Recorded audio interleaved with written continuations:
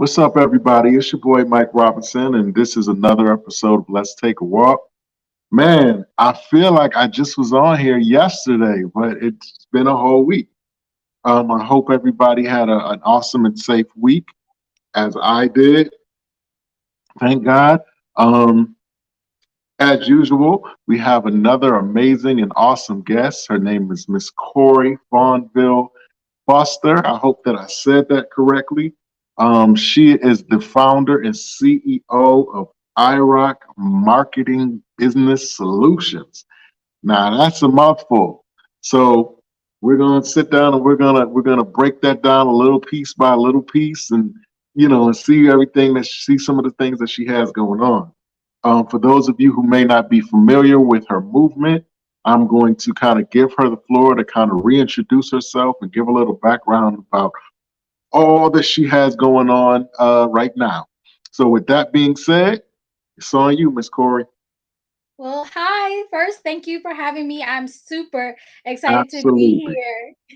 So, yes, I am the owner of iRock Marketable Business Solutions. We're based here in Virginia, USA, and we are all about helping small business owners solve big marketing problems, but on a budget.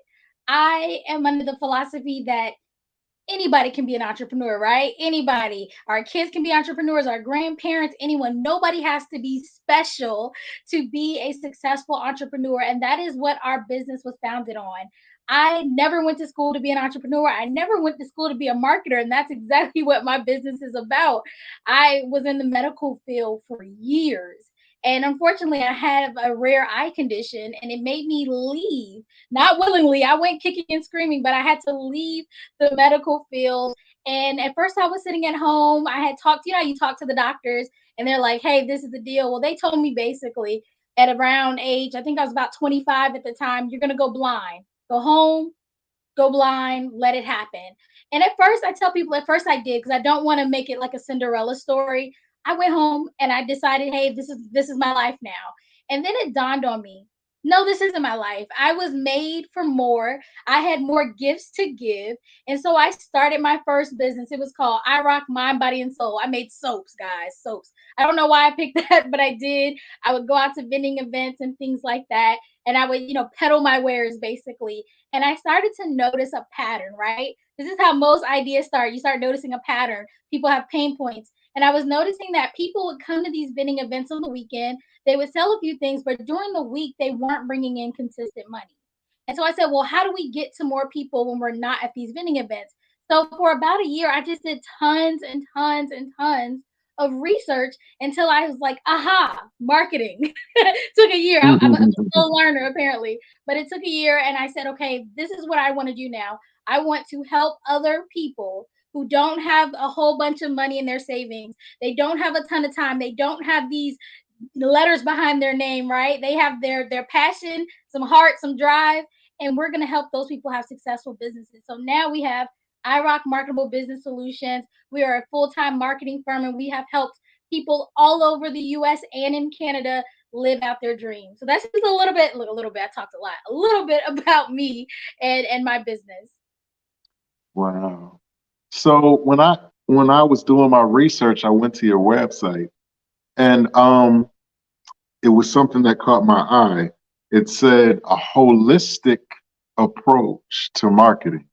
What does that what does that mean, a holistic? Because when you think of holistic, you think of herbs and sprouts and roots and all that type of thing. So when it in terms of marketing, how, how does that tie in?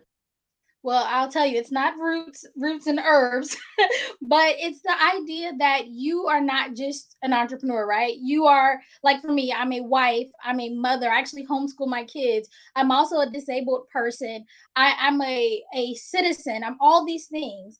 And just because I'm an entrepreneur doesn't mean those other things stop. So the way we do business is we don't just do a product like say for instance we don't just make a website and throw it back at you and say go for it. We talk about the services you actually need and in what order you need them, and we talk about your budget. We get real because we don't ever want there to be a chance that you're paying us for a website and you don't have money to pay your rent the next day. So we really talk about, okay, what is your predicament? Where are you trying to go? How fast are you trying to get there? And we make custom plans just for you. If you say, hey, I'm worn out, I work with a lot of educators. They're like, hey, my dissertation's coming up. I need to focus on that. Cool. Let us take some of that load off for you while you're working on that so that you don't have the stress, that you don't have to worry about these things working and you can do them on your own. We have people, especially during COVID, had family members that unfortunately passed away. We said, you know what? Let's tweak some things to your system so that you can go and grieve, be present in the moment, and we'll take care of these parts of your business for you. So that's why we say it's a holistic approach. We believe we call everybody like our IROC family. We want to take care of you. We are not a we're gonna do it and then you're kicked out of the group. No, we're gonna do it. You're gonna be here with us. We're gonna do this thing called business together. What would you say is one of the biggest mistakes that people make when it comes time for them to uh, introduce their business, and when marketing comes into play as it pertains to marketing? What's one of the biggest mistakes that business owners make? I think that one of the biggest things I see is people underestimate themselves and they underestimate the need for what they do. So often I spend a lot of time talking to clients about the fact that guess what? Somebody will pay you real money, look, real money for what you do. They'll say, oh, well, I just talked to my friends about this and I help solve their problems. Or, I talk to my colleagues and I solve their problem. So why would I charge for it? And I tell them selling is service. Once you get over that mindset that in order for you to really be able to help the people you want to help, you have to charge them. So one, so they'll pay attention. That's the thing. What does it say? If you don't pay, you don't pay attention. You got to charge them a little something. Mm, They got to have some skin in the game. And then once they do that, you're going to be having better outcomes. So it's a lot of just mindset shifting. I don't think it's necessarily what product you have, what service you have, what social media you're using, what other types of marketing. All those things will play a part, and there's a lot of nuances to that. But the first hurdle most people have is truly just getting over the mindset to ask for the price that they really should be asking for what they are offering to people. wow. Is that a race thing? Like, do you find A little that? bit. Do Yeah, you a little find bit. that? Do you find that minority clients sell themselves shorter than um, clients of other races or whatever? Do you think that that's that? Do you think that that's tied in, Yeah, we connected? can we can get real for a moment. We can get real for a moment. Definitely. So there's a philosophy that people have a hard time charging for something they would not spend money on. Meaning that because as a community, we haven't been afforded a lot of opportunities to have this generational wealth. So we're counting our quarters, our dimes, our nickels. We're counting all of those things. And so when you hear somebody say, "Hey, I'll teach you how to do this," and you're like, "Well, I know if I go to YouTube and go to Google and ask a friend that I can kind of piece this together." You say, well, then why would I pay for that? And so when you go to sale, you're thinking, well, they could go to YouTube and they could go here and they could go there. And so we don't think we should charge what we do. But I promise you, when I started my business, I reached out to people who do what I do and they did not hesitate. The people that didn't look like me, they didn't hesitate to say, "Hey, 1,500, have a nice day. 3,000, have a nice day." They threw those numbers out. They didn't care. They weren't. They had no special customer service. It was nothing, and they did it unapologetically. Now, I think that I like working with people who do look like me. I'll be completely honest, because we have a little bit more, community that we can pull from. But I do think that we need to get over that mindset. This year is that's one of my biggest things. I call it don't count anybody else's pockets, right? Right. Don't worry about that. You tell them how much you charge and you roll with that, okay? Because you are worth it. You are worth it. And if you keep giving discounts, family discounts, cousin discounts, friend discounts, you're gonna discount yourself out of business. And that's just the Wow. real honest truth. Wow. Yeah, and that's. I mean, I hear that constantly, but that's one thing that I believe that myself included, we have to be reminded of constantly and consistently, because you have that mindset of like, Like you said, given this time. Well, it's really not the fact of who it is. It's more so the fact of the confidence that you have in the product or whatever. It's like, oh, well, if they're buying Gucci over here, why would they buy this? Why would they buy this? You know what I mean? So it's like Mhm. if I tell them, $10 instead of $15, you know what I'm saying? Maybe they'll be more likely to purchase it or invest in it or whatever. But yeah, that's something that definitely needs to be reiterated over and over and over again until we get it in our psyche because others do that, like you Not a to your problem. point, unapologetically with a straight face. You Hmm. know what I mean? So that's absolutely a valuable point that you made. Um, being a woman in this business, is that an asset or a liability?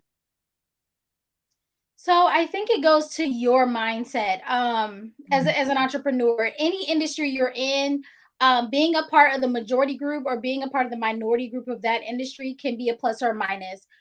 Me being, I'm gonna get even deeper with it. Me being a plus size, African American woman with a disability that people can see. Y'all might can't see 'cause I have my glasses on. At first, it did get to me. I said, I can see these, you know, different cultured people out here doing a lot less getting business right now. I used to kind of feel some type of way about it. But then I Mhm. realized the people that they are doing business with aren't the people that I want to necessarily do business with. Because what's for me is going to be for me. And so I said, you know what? Yes, I am a business. I'm a small business. I'm a black owned business. I'm a disabled business.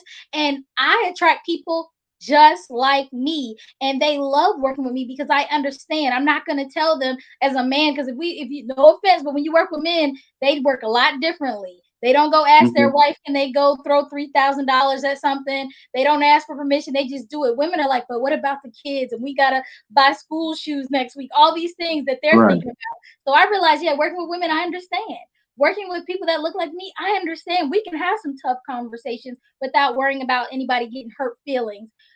We, having people that are disabled, I've had people work with me with MS.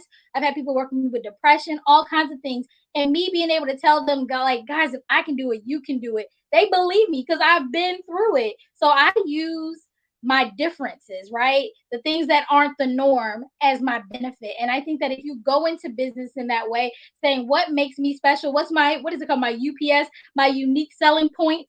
That's going to take you further than dwelling over the things that you honestly cannot change. I'm not going to be a white man tomorrow. So I need to get over that and figure out how I can maneuver in this industry as me, as Cori. And I've definitely done that. And I think anyone who's watching can do the same. Wow. So even though you have different packages and even though you deal with different ethnicities and different cultures and different things of that nature, um, is marketing pretty much is it the same? Like, is it still the same blueprint, but you're just dealing with different people?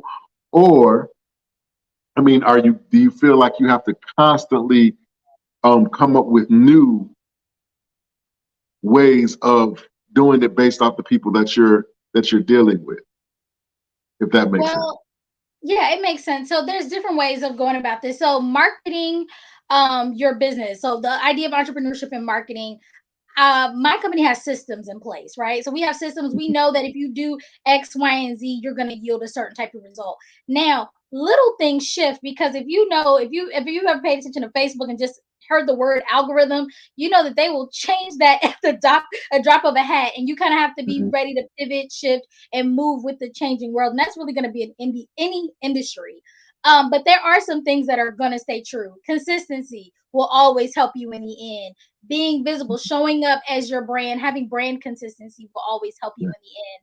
Having a clear target audience and understanding their pain points and wants is always going to help you in the end. So there are some constants, but I would say in almost any industry, you are going to have to be ready to move with the market. Because I always tell people, Amazon didn't start off as the Amazon we know. Walmart didn't start off as the Walmart we know. Heck, McDonald's didn't start as the McDonald's we now know. And if you want to stay in business and not end up like Blockbusters. If people around, people listening remember Blockbuster, you don't want to end up like that. You have to be ready to shift, and marketing is that way. But like I said, consistency and understanding your target audience is going to get you so far, regardless of all the different platforms and things of that nature. How has COVID affected the way that you do business, if at all?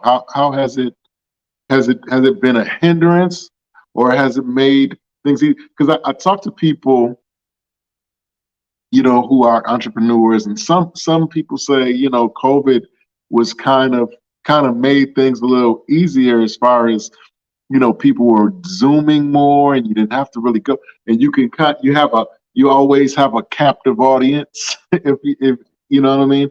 Um, how has COVID? In what way has COVID affected how you do your business? Yeah, so first I want to say COVID, just as a disease, has been a rampant, horrible thing, right? I want to preface that. But me and my husband had a little, I'm not gonna say joke, but a little saying as the COVID season or COVID era was happening, and we always said, "Well, COVID been good to us," and that's because, Wow, yeah, and that's because how during could this time you? period, I know, I'm sorry, but during this time period, business has been really good because a lot of businesses have had to really focus on their virtual marketing, their online presence, and that is where my company soars. We do some in-person events and things of that nature, but those you got to kind of fight for a little bit more because they're not happening every single day, and the people that can utilize your services, you're competing with those people in your area. So say for instance, in my city, if there's 5 people that do what I do and there's only 5 events on a weekend, we only get one a piece maybe. Versus now, right now, I have a client doing a big event, and my assistant is there working with her, and I'm able to be here, and I have my little phone right next to me, and I can see what's going on there at the same time. If it was a physical event, I wouldn't be able to do that. And so, like I said, while COVID has been horrible, because I didn't clear this up on the last podcast I was on, it's been horrible. It has been really good for business, in the fact that people are doing things virtually. And I know, speaking for most of my clients, now that they have pivoted onto more having a more virtual presence, they are able to also benefit more. And I don't think that even when hopefully COVID goes away, I don't think this virtual thing we're doing is going to disappear. I think it's going to be an add on. Hmm. Yeah, I absolutely agree with that. I mean, because it's more cost effective. Um, you can get a bunch of people together at the same time, communicating with each other, not just you, but you're able to have a community communication, if that Yes. makes sense. That's really awesome.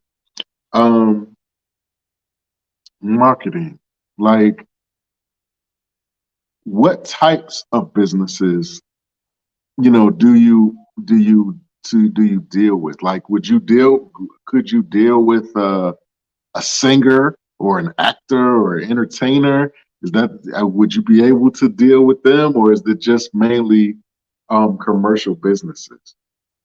So the idea of who do you do business with goes back to like how do you market. So we market to mostly coaches and consultants.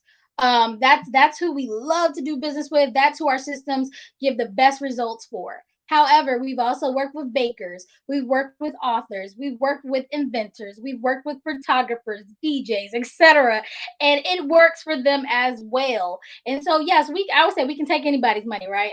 Everybody's money cashes, and they're gonna benefit from it. Right, But when we right. I market, know that's right. exactly, we do focus mostly on coaches and consultants, because we love how they don't need a lot of additional things to get started. If you're a singer, we're gonna have to work on a few things. If, say, for instance, you're a speaker, we're gonna have to make sure you have a sizzle reel, a demo sheet, a one sheet, like so many things before we can start marketing you. Whereas a coach Mhm. can say, "I'm a coach today," and we can get you a client tomorrow. So it's a little different. But like I said, we've worked with all kinds of people. I have one lady who does real estate investment. It all works in the end. Again, that consistency is what matters. But yeah, our thing are our coaches and consultants. But yeah, it can be, there's room for everybody at the iRock table. Got you. In your journey, who would you say has been your biggest influence? Wow, that's a good one. I guess okay, we'll do most recently. So I've actually only been I've only had this business for 2 years, but we've done a lot in 2 years. Just want to throw that out there.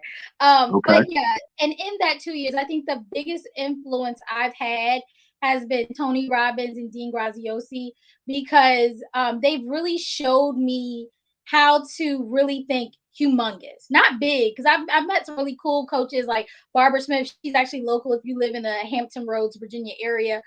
She's fabulous. But I had never thought about being like a billionaire doing what I do, being a millionaire, speaking in front of thousands upon thousands of people, charging ridiculous sums of money for what I do. That goes back to what we were talking about earlier. I don't have family members, friends, and people around me charging people 25,000 for a coaching session. But by seeing them do it and them giving me a formula for how to do it, because I'll tell you, I'm smart. I will find some resources. So I took their programs and I was really just blown away by the idea that I can ask for more. I should ask for more, and I will ask for more for what I do. And I think that's been one of my biggest influence. And I know they don't look like us, but hey, information is information. We got to get it from somewhere. And so that has been my biggest takeaway. And it's helped me with my business so much because I'm able to do so many more things now and help so many more people because I'm charging the rates that I should have been charging all along. Wow, that was a major that was a major point right there. Um, as you move around and you deal with different companies with differing issues and different things, what would you say overall? What does it do for you? Like as a person, like how does it what you do affect you? Yeah, so my whole point of being alive, like I feel like God put me on this earth is to help people realize their full potential. I tend to see people in a light that they don't always see themselves in. Mm, Like I see the potential, I see the possibilities. And so it's always a blessing. Like I can't use any less word. Like it's a blessing for me to see somebody start off, especially when they have doubt, they're unsure, they have little confidence, and to see them say, I sold a product, I sold a service, I got booked to speak here, I got this award. My parents who said I couldn't do this are saying, "Oh my gosh, you're amazing." Like seeing the progress, the evolution, the metamorphosis of my clients really just brings me joy because it's not me that's doing it, right? I'm just a vessel. God has put something in me that's just helped me again, just show the person what is already there, right? Somebody sometimes just has to touch you and say, guess what? You're made for greatness. You got this. You can do this. And when they blossom into that thing, right? I'm just like, mhm. oh my gosh, like this is even better than I imagined it. And I'm telling you, I'm the happiest camper. I show up for my clients. Like I love them to pieces. I just love seeing the amazing things they do. And the cool thing about the people that I help, because we're all about doing things ethically and with integrity, is they're out here helping other people. So the reach is getting bigger and bigger and bigger, and we are creating changes in our community, right? We're not Mhm. just affecting one person. My person is going out and doing something for the next person. I have a client who was in the White House under Obama doing stuff with diversity, equity, inclusion. And then I just got a message from her. Bowie State put out a notice. Her daughter is now working in the Biden administration, working on Wow. diversity, equity, inclusion. And when I tell you generational changes, I'm sitting here like, yes, we are all moving and getting better and better. So that's my jam. You see, I'm getting hype. I can talk about that forever. Yeah, I Seeing see. them, I see you getting hyped like it's infectious. And yes. you know what's I was speaking to my guest last week. Shout out to Lanice Slade. Um please go out and get her single Breath of God. It's anywhere where you stream music. Um and I asked her a question like and I think I can ask you too, even though you're not an artist, but I think it still falls in line with you too. Do you do you think I asked her as an artist, I was like, do you hear what we hear? Like like when you see a person and they're excellent in what they do, like I'll just use, like I said, use singing for example. You think that they're excellent at what they do, right? But the person, the singer, the artist that you idolize or that you admire, excuse me, they in their mind, even though they might not say it out loud, they're wondering why you think that they're so great. You know what I mean? Do I you definitely get so that. with that being said, do you see what people see? You And know if what? you I do, try to. let me give you a little context of it. Okay. Okay, give it to So me. do you see what we see?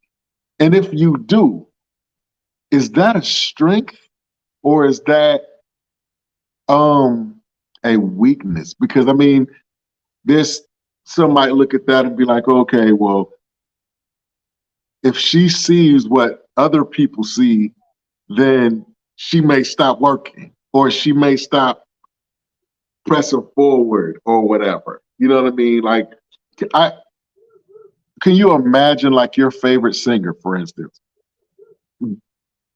singing for like 20, 30 years, making all these albums, right? Different projects and stuff like that, winning awards and everything. But in their mind, they can't for the life of them figure out why we think they're so great. Even after all the accolades, it still doesn't resonate with them. Like when they listen to themselves, they're like, man, you know what I mean? Do you go through that same thing? Is that's something Well, yeah, that you I do. I think that most driven people will feel that way. I don't think it's necessarily that we don't think we're great or we don't think we're doing a good job. I think that people who are naturally driven and who want to make impact in some way, whether it's musically, whether it's motivational talking, whether it's in business, they want to keep pushing forward. You're the greatest comic in the world is going to always work on their craft. The best singer in the world is always going to be in the studio perfecting their craft, getting a vocal coach. The best entrepreneur in the world is going to be constantly learning.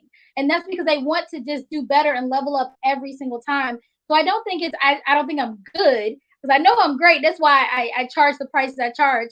Not saying they're crazy again on a budget, but I do know that I could always be better. I could always be better. I could always learn something more that can help the next person. I can always Mhm, tweak something just a little bit to make another big impact. And so I think that if you are at home and you're thinking you're all that bag of chips and nothing can stop you, you probably need to check yourself because you're probably not growing. Most growth occurs outside of your comfort zone. So if you're not at least a little uncomfortable, have a little bit of self doubt someplace, you are probably being stagnant and you're sitting around wondering why other people are scaling up around you and you are not. If you're hitting a plateau, mm, that's your time to check yourself and say, what could I do better? I had a recent, I'm gonna tell you this quick, funny story. I have been doing public speaking for like 8 years. I was doing it way before I even started my business, and I started feeling myself saying, "I'm pretty good. I don't need help." And recently, one of my assistant, we're doing a event together coming up, and we had to go talk to some teenagers. There's nothing more humbling than talking to teenagers. So again, I'm hot stuff. I was dressed when price. I go in there. I'm giving them my energy. If I would have been talking to adults, they would have been on the roof by the end of this presentation with excitement. They would have been throwing their pocketbooks and wallets at me. When I tell you, there were at least 3 kids in that class that never looked up from their phone. There was one kid that was on his computer the whole time. I literally was in my soul in tears, like they don't like me. I bombed so hard.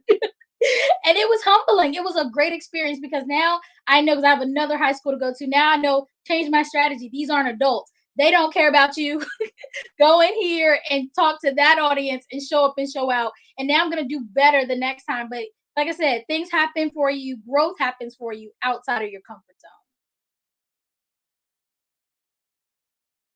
Oh, I can't see you. You're muted. I said, see you. I can't hear you. There we go. Sorry about that. With that being said, um, what do you think that's what is something that you learned about yourself that you might not have known prior to getting full fledged into the marketing arena?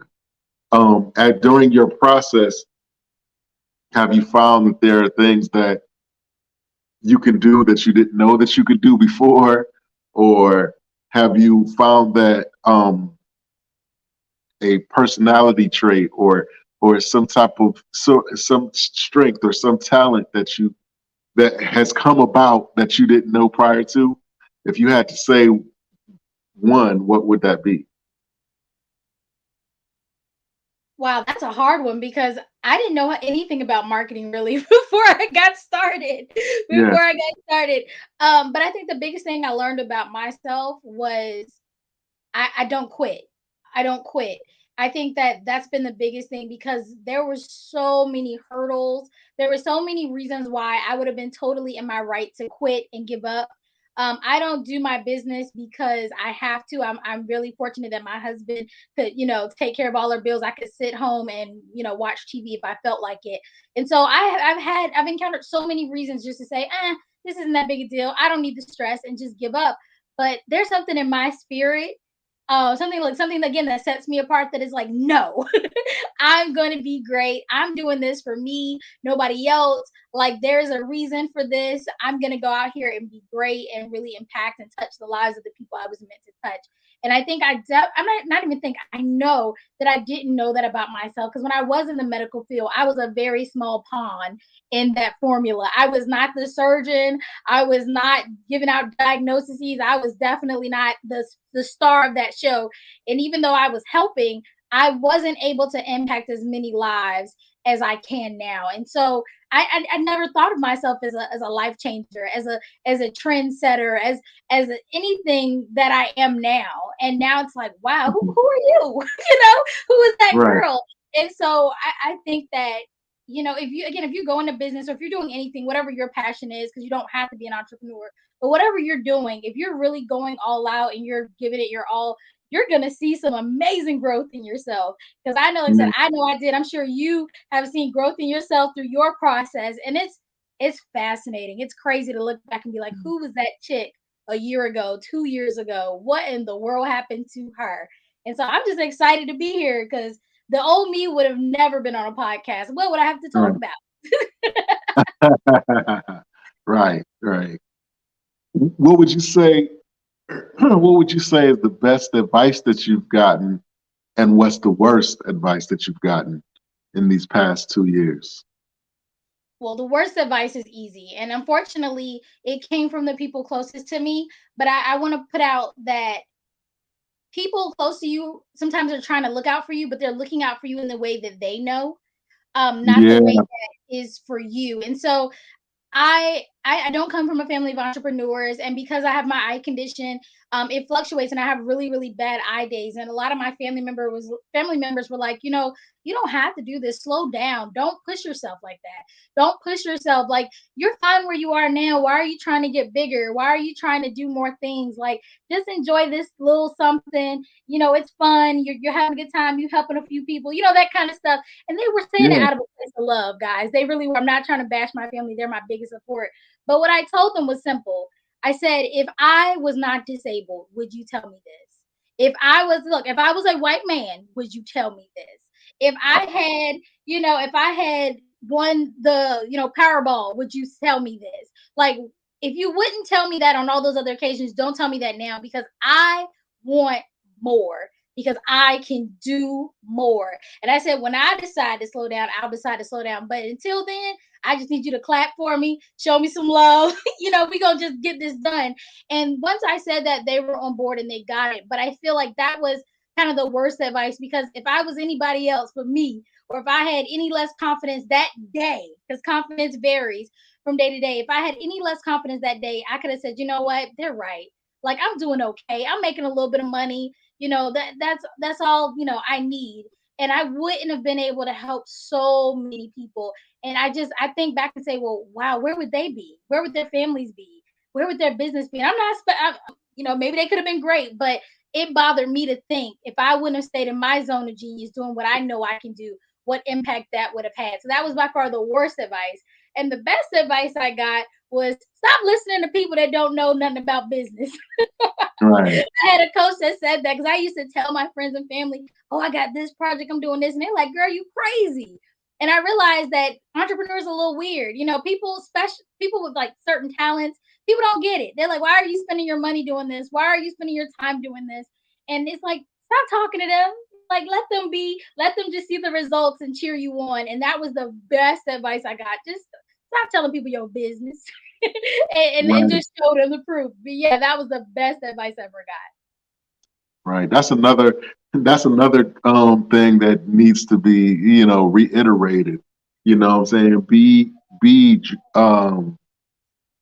careful who you share your dreams with. And it's so funny, Corey, that that's a question that I ask every interview. And the ironic thing was that I wasn't going to ask you that question because the question that I usually ask people is like, you have two sets of people. They're not haters though. They're people that truly love and care for you and want the best for you. You have one side that says, Corey, I saw some people that tried to do what you're doing right now, and they failed. They really didn't do well. They lost this, they lost that. Maybe you ought to like maybe rethink this thing. Maybe try something else. But then on the other side, you got the other group that says, Corey, this marketing thing, listen, you selling yourself short. You need to be on some more podcasts. You need to be doing this. You need to be on TV more often. You need to do your own podcast. You need to do all this different things. So you have one side that says you're not doing enough, and then the other side that's saying you're doing too much. You know what I'm saying? And that's a question and that's funny that you even brought that up because that's a question, like I said, that I generally ask my guests, but ironically, I wasn't going to ask you that. That is That funny. that's crazy. That's truly crazy. But overall, when you look at what you've done and what you've been able to accomplish in this relatively short time, do you feel like are there ever moments where you don't feel like you're making an impact? Oh yes, definitely. I There will be days. That's what I said. Confidence varies from day to day. There are days or weeks or months where I say I could have done more. I could have done more. I could have had an event. I could have called that person back and be like, let's work something out. Like, look, I'll give you that discount. Because sometimes people are like, I just ain't got it. And I say, okay, well, come to me when you got it.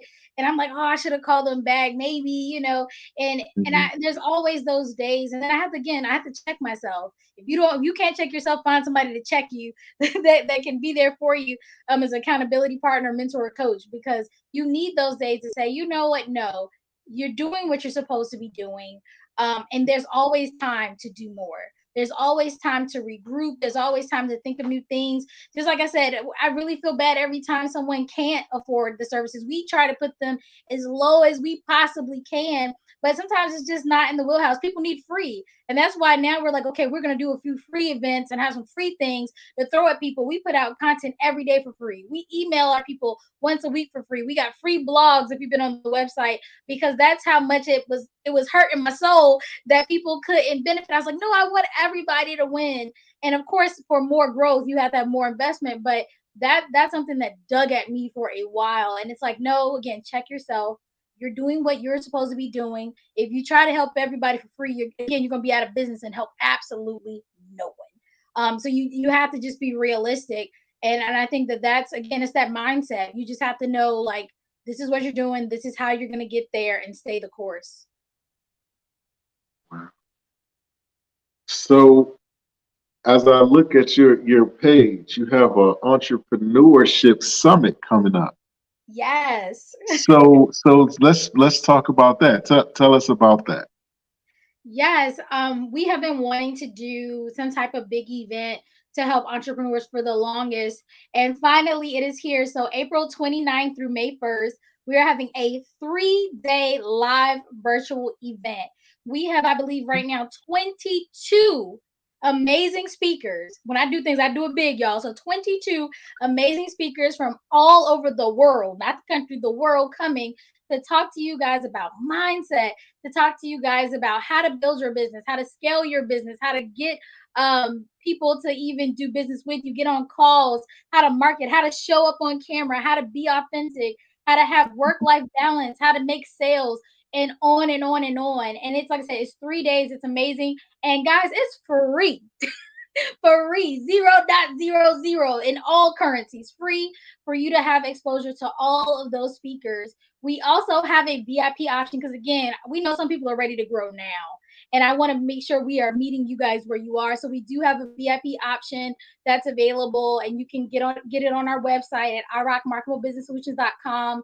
And we're going to give you access to the replays for 365 days so you can go back and rewatch. We are also going to give you some additional resources, some bonuses, some freebies, and there are going to be a lot of amazing other little bonuses that you guys will get to see in the VIP. And then because we don't end there, and we care about those kids that laughed at me when I was at their school, we have a nationwide youth pitch contest. So any age K through 12, well, I should say grades K through 12. They don't have to be in public school because I'm a homeschool mom here, but those age ranges, they can enter a pitch contest for free. They submit a 2 to 3 minute video, and we're going to be giving out some money because money makes the world go round. We're going to be giving away some mentorships. We're going to be giving away some coaching, and it's going to be an amazing time. So if you are thinking, even have an inkling, you want to be an entrepreneur, you need to be in the building, look at your house in front of your screen, April 29th through May 1st to check out that iRock Entrepreneurship Summit, because you are going to miss this opportunity if you don't grab it now. Because look, if you're seeing this video, if you're seeing the replay, if you're seeing us live, you are meant to see it. You need to grab your ticket and even just see what you learn, because I'm sure you're going to come away with a lot more than what you entered the building with. So we want you there. Okay. I'm gonna kind of go off left field point Okay. for a second. Give you a scenario. All right. Will Smith. Oh, You're working with Will Smith, and he does what he does the other night.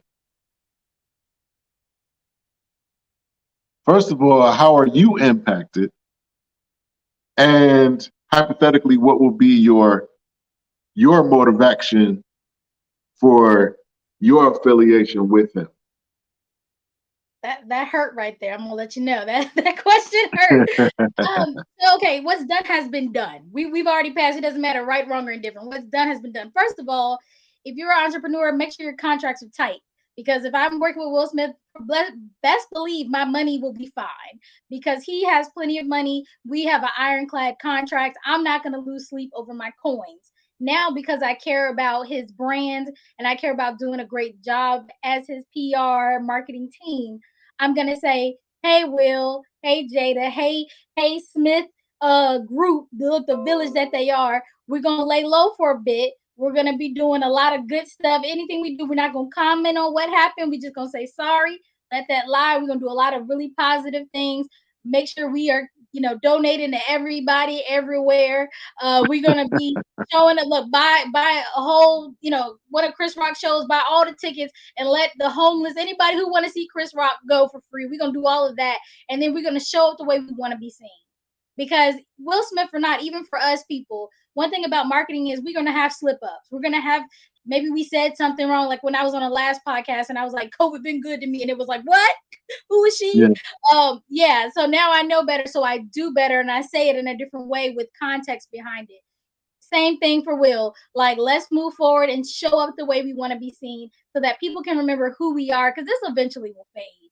other people have been popped before. It'll be all right. He will survive this, but we just need to make sure that this isn't a common thing, that we're not putting out a lot of negativity where people can build on it and say, oh, yeah, he's a bad guy. He's definitely a bad guy. We're going to say, no, he had a bad day and move forward. And that's what he can do. And that's what any of us can do in our business. Wow. Okay. You tight. Okay. Ooh, you had me on that one. I was like, oh, Lord. All right. I thought I had you, but yeah, listen, you're good at what you do. Um, you brought up an interesting point with COVID. You were saying how you said something that maybe got misconstrued. But COVID is a it's an awkward thing because in the beginning, right? You had okay. I used to give the analogy. You got this mother on this side, right? She is sad. She is broken because COVID killed her son. But then you have this mother on this side who whose son was supposed to serve 20 years for whatever charge, but because of COVID, they sent him home after a few months. So it's like that's hard. You know what I'm Yeah. saying? How does that mother who got her son back, you know what I'm saying? How does she How does she how does she navigate through that? you know what I'm Yeah. saying? And vice versa. I think we got to show up as humans, though. I think that the biggest issue is we think this or that versus this and that. More than one thing can be true at a time. And so a lot of people were negatively impacted by COVID. And as Mhm. humans, we need to understand that. We need to empathize and sympathize with that and be very sensitive in the way that we talk about things because we don't know what other people have gone through. I've lost Right. loved ones, and I know most people have at least know somebody or had somebody close to them who has been negatively impacted from COVID. But we also do know some people who have done very well in this atmosphere, people who have sold houses because of the market, people who have had booming businesses, people who have been able to get PPP loans when they shouldn't have, all the things, right? Yeah. And I think Yeah. as humans, we also should be able to rejoice with them and celebrate with them and not take our baggage onto them because like I said, more than one thing can be true. People and life is like that even without COVID. Recognize that people got a lot of things going on. Take things as they are, give people grace, and just move forward in the world. Wow. Do you consider yourself a stop and smell the roses type of person, or are you a okay? I'm done with this thing. On to the next. So by nature, I'm definitely I did it moving on, but I find that that is when burnout seeps in. That's where it's also where you get to a point and you don't feel like you've achieved anything. So I actually make a point to celebrate the small wins, and I do this with my clients too. It doesn't matter. So we just ended March. Hey, celebrate the small wins for March. It doesn't matter if you hit all your goals or not. What did you do well? I even have an accountability partner that we talk, every couple of days, and we say, all right, what's our praise report? It's not to say that the day went the best ever. It's like what little things can we celebrate so that we do that stop and smell the roses, that we are appreciative, that we show gratitude. Because if we're just moving and never stopping to just say, wow, look at this, when we get to the finish line, it's gonna be woo, you're gonna be tired. You're gonna be extremely tired, and you're gonna feel if you get anything less than the best, the perfect, the 10 out of 10, you're gonna feel like you did absolutely nothing. And that's a lie. It's not true. You did a lot of things. What's that saying? You aim for the moon, and if you land on the stars, you did something, or vice versa. That kind of Right. thing where you made it so far, whether you get to that end goal or not. I could say I want to be a millionaire, but hey, if I hit 500,000, I'ma celebrate. I'ma celebrate regardless. And I think that everyone should do the same. So yeah, by nature, I forget sometimes, but I really try to make it a practice to celebrate the small wins, and I encourage everyone to do the same. Wow. That is truly awesome. I gotta tell you, um, just listening to you, and like I said, it's very, very, very infectious. Like you, it's sometimes you have people on, you feel after you talk to them, you feel like you could walk through a brick wall, and this is one of those. This is one of those. This is absolutely one of those moments. I mean, particularly dealing with some of the challenges that you're dealing with currently. I mean, I think like when you were talking about, how your family viewed your situation, I think that what people fail to realize is that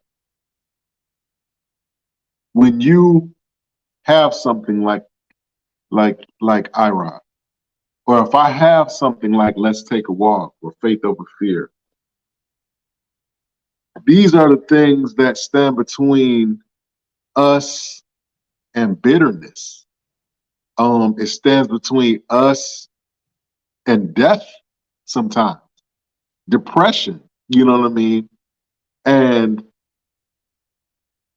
a lot of people don't get the opportunity to have to utilize their gifts and their talents.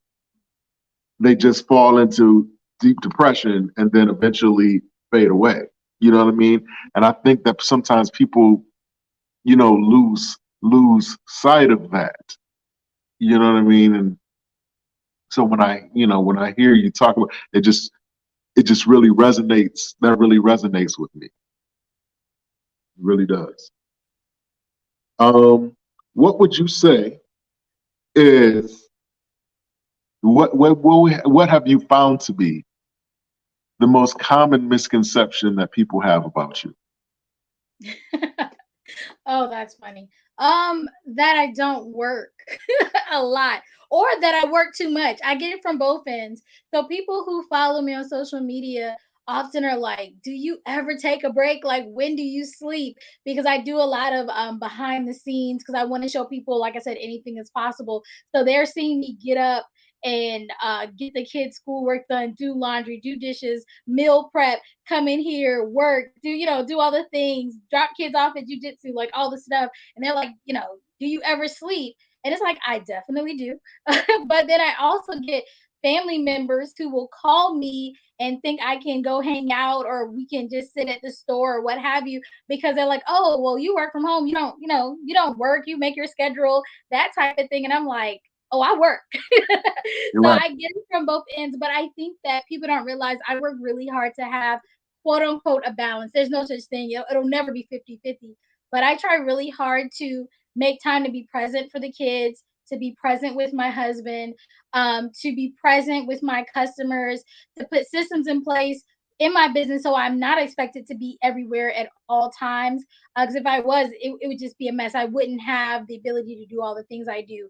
And so I think that if people really saw, nobody ever sees everything, but if they saw everything, they would realize, yeah, I'm a hard worker. I'm going to work really hard for my clients and my customers, but I'm also going to try my darnest to be a really great mom, to be a really great educator to the kids, and to be a standout wife. Like, I want my husband to be able to go work and be like, my wife's awesome. And so, like that, if I can do all those things, I'm happy. And there's something, I'll be honest, if something got to fall short, it will be the business because I'm going to be a great mom and a great wife. That's for sure. But luckily that I don't have to make the choice because again, it's and not or, and more things can be true at the same time. So yeah, I can do all those things, and hopefully one day everybody will see like how it really works out. But I guess maybe they won't if they're not living with me. But yeah, that's probably the biggest misconception. Wow. Okay. This is my final official question. Whew. This is a question. This is a question that I ask all my guests. So I just want you to take a moment, think about it, and then give me the most honest and transparent answer that you possibly can. And here's the question: what would have to happen in your life, if it hasn't happened already, for you to consider your life a success? What does success look like for you specifically? That's actually an easy question. I posed that question to myself last year, when I was in a session with a coach, and they did something called 7 levels deep, where you have to ask yourself basically why you're doing what you're doing. 7 times you have to be really honest with yourself. And at first, I had a lot of things like, oh, I'm doing these things to help this person or to help my family and all these things. But I realize now that my biggest thing, the way I know I've made it, the way I know I'm doing what I'm supposed to be doing in life is really simple. And that's, if people see me the way that I want to see myself, I know I've made it. And I'm gonna say it again. If people see me the way I want to see myself, I know I've made it. Because I'm not there yet. And that's okay. I'm a work in progress, and I'm sure everyone else is. But one day I'm gonna get to a point where people will see me and see my work, and they will see me in the way that I envision myself for the future. Right? They'll see me be able to not have to worry about my finances and my kids. They'll see me not have to worry about if I'm going to have health insurance. They're not going to see me worry about if I'm going to be able to take care of the amount of clients I have, whether I'm going to be able to make dinner, whether I'm going to be able to do whatever. They're going to see me as a success. They're going to see me as a confident person. They're going to see me as a healthy person. And that is the most exciting part of this journey, is one day people will see me the way I want to see myself. And that's when I know your girl's made it. Ah, awesome. Awesome.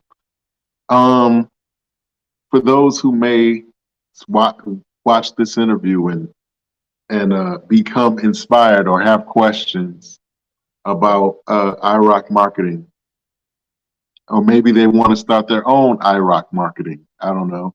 Um, how can people get in touch with you? Well, definitely. Please do, if you have any comments, questions, concerns, even if you have an inkling, reach out to us at irockmarketablebusinesssolutions.com. You can also email us at irockmbs@gmail.com. And then if you catch me in the street, no, I'm joking. No, but you can DM me, you can email me. I'm everywhere. You can just put my name in if you can't find my business stuff. Because I'm very accessible. I get a lot of people that'll shoot me a DM. They won't comment on the video. They'll send me a message privately, be like, "Hey, can we talk?" And we will get on a call. We will figure out what your passion is, what you're trying to do, and make sure we get you on your way. Whether it's have a business or maybe you're just trying to figure out what you want to be when you grow up. We'll talk and we'll get there, because we do Right. free consultation calls. I'm not gonna take your money unless I know I can help you. So don't be afraid to reach out. So yeah, irockmarketablebusinesssolutions.com, or email us at irockmbs@gmail.com, and we will help you out. Wow. Okay, there you go. There you have it. Miss Cori Fonville Foster. I want to thank you for coming on. I want to thank you for sharing. I want to thank you for being so passionate, transparent, and honest. I want to thank you for just taking the time out to be present. I really, really appreciate it. The main premise of the show is to highlight men and women who impact community and culture by way of the services that they provide, as well as their God-given gifts. And that's not something to be taken for granted, especially when the world is huge. And there are many people who might be aspiring to do what you do or are doing what you do, but the people that they admire or their influences may have a larger name, you know what I'm saying? And it seems so far away. It seems so intangible. But when I have, people on like yourself who have a more modest following, um, it helps you feel like it's attainable. Like I can feel like I can touch you. I feel like I can reach out to you and ask questions and get advice and just overall be inspired. And I just, I hope that you understand how important what you do is to again, to culture and community. People need, particularly young people, need to see alternatives that they can do certain things. We don't have to settle for sports or entertainment or whatever. We can do more. There are more options out there for us. And so, with that being said, I applaud you and I take my hat off to you for everything that you are doing. And again, I really appreciate you coming on. I really do. Thank you. Thank you for having me. This has been amazing. Thank you so much. Absolutely. So with that being said, I will not hold you any longer because I know you got $1 million moves to make. You have an awesome night and an incredible weekend, and I wish you much blessings on IROC and everything else that the Entrepreneur Summit. Tell them when it is again, and Yes, tell them. so it is April 29th to May 1st, 3-day live virtual event. You can get all the information on irockmarketablebusinesssolutions.com. See you guys there. There you go. Okay, and again, you have an awesome night and an incredible weekend, and bless you and everything that you have going. All right, you have a good night. There you have it, y'all. Another awesome, inspirational guest, Miss Cori Fonville Foster, um, CEO and founder of iRock Market Marketing Business Solution. If you have questions, concerns, you need advice, you're trying to find trying to find a marketing company, I implore you to seek her out. Um, And again, as I always say, before I sign off, man, if there's something that God has given you to do in your heart, if you can see it in your sleep, if you see it in your daydreams, if you just feel it in your heart, if you got prophetic confirmation, whatever the case may be, walk in it, man. Just do it. Just like the Nike slogan, man. Just do it. Um, God gives us, gifts, talents, and abilities. He gives us and a reason to and a purpose for them. Not He doesn't just give us gifts, talents to entertain, but He gives us along with the gifts and the talents, He gives us a purpose for them. And along with that, He gives us a remnant of folks who need what you have, who need what you are selling or wearing or whatever. You know what I mean? So God in His infinite wisdom allots for not only you having a gift, a talent, and a purpose, but a platform to express it, which is awesome.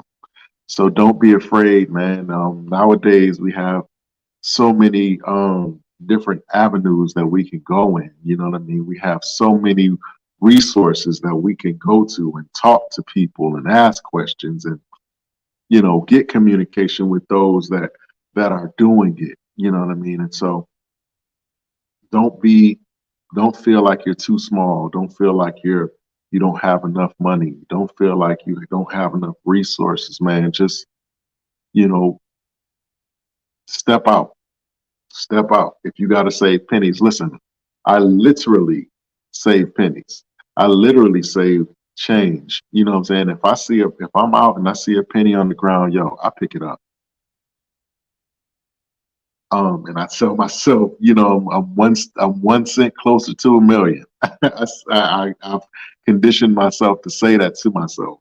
If it's a dime, I'm 10 cent closer to a million, a quarter, and so on and so forth. And so there is nothing too small. The Bible says, despise not the day of small beginnings. And so don't take anything for granted. Don't see yourself as small. What a lot of people do is they equate humility with they downgrade themselves under the guise of humility. And that's not the same thing. You can be humble, but still press forward and still be confident. You don't have to downgrade yourself. You don't have to hang in the shadows. You don't have to speak lowly of yourself. You can be humble, but still be confident and move forward in a bold way. Sometimes fear, we try to put a jacket on fear and call it humility. We put a humility jacket on fear. But when you take the jacket off, it's really fear. But we try to put a humility jacket on it, if that makes sense. I know that sounds kind of corny, but that's kind of what it is. But with that being said, man, don't be don't be afraid, man. Step out, do your thing, and you'll be glad that you did. You'll be glad that you did. I'm telling you, you'll be glad that you did. So with that being said, I'll see y'all next week. Let's take a walk.